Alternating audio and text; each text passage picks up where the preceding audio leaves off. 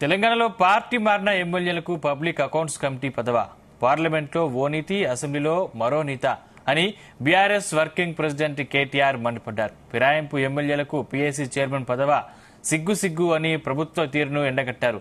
Party మారిన ఎమ్మెల్యేల అనర్హతపై high court తీర్పు ఇచ్చిన రోజే ఇదేం దుర్మార్గమని ఎక్స్ వేదికగా ప్రశ్నించారు. ప్రధాన ప్రతిపక్షానికి ఇవ్వాల్సిన పీఏసీ చైర్మన్ హోదాను పార్టీ మారిన ఎమ్మెల్యేకు కట్టబెట్టడం ఏంటని, ఇదెక్కడి సంస్కృతి అని నిలదీశారు.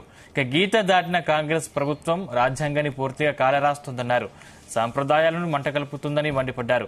పార్లమెంట్లో పీఏసీ చైర్మన్ పదవిని ప్రధాన ప్రతిపక్షమైన కాంగ్రెస్ పార్టీ ఎంపీ కేసీ వేణుగోపాల్ కు కట్టబెట్టిన విషయం మరిచారా?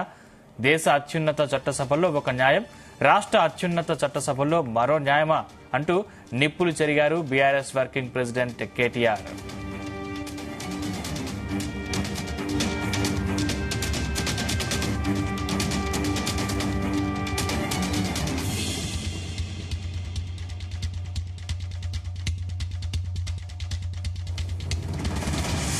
తెలంగాణలో పార్టీ మారిన ఎమ్మెల్యేలకు పబ్లిక్ అకౌంట్స్ కమిటీ పదవ, పార్లమెంట్లో ఓ నీతి, అసెంబ్లీలో మరో నీత అని బీఆర్ఎస్ వర్కింగ్ ప్రెసిడెంట్ కేటీఆర్ మండిపడ్డారు.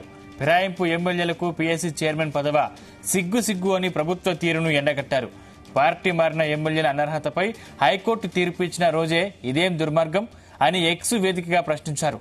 ప్రధాన ప్రతిపక్షానికి ఇవ్వాల్సిన పీఏసీ చైర్మన్ హోదాను పార్టీ మారిన ఎమ్మెల్యేకు కట్టబెట్టడం ఇదెక్కడి సంస్కృతి అని నిలదీశారు.